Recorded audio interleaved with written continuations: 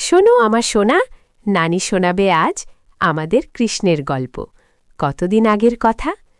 ময়ূরের পালক মাথায়, নীল আর ঝলমলে।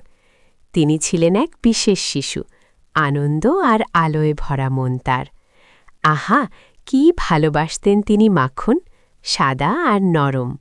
সকাল দুপুর রাত সেটাই ছিল তার প্রিয় খাবার। একদিন সকালে কেউ যখন ছিল না কাছে, তিনি দেখলেন সেই বড় মটকা। আহারে, কি যে আছে! পা টিপে টিপে গেলেন, চোখে খুশির ঝলক। কেউ দেখছে না, শুধু তো আমিই আছি এখন। হাঁড়ির মধ্যে তার ছোট হাত চলে গেল। তাড়াতাড়ি করে মাখন নিলেন, একটুও না দেরি করে।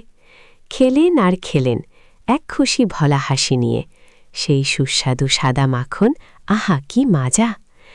ঠিক তখনই মা যশোদা পা টিপে টিপে ধীরে ঘরে ঢুকলেন আর দেখলেন তাকে। কি এক অপূর্ব ছবি! তিনি হেসে চমকে উঠলেন, ওহো, আমার প্রিয় ছেলে! এ কেমন দুষ্টুমি, আমার দুষ্টু সোনা! তোমার মিষ্টি গালে মাখন লেগেছে চারপাশে।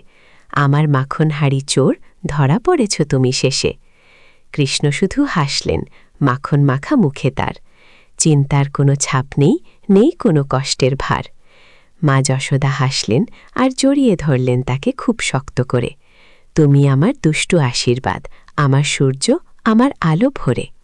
সুতরাং আমার মিষ্টি সোনা, এই আমাদের সেই মহান কৃষ্ণ, সবসময় হাসি মুখে, হাতে তার ময়ূরের পালক।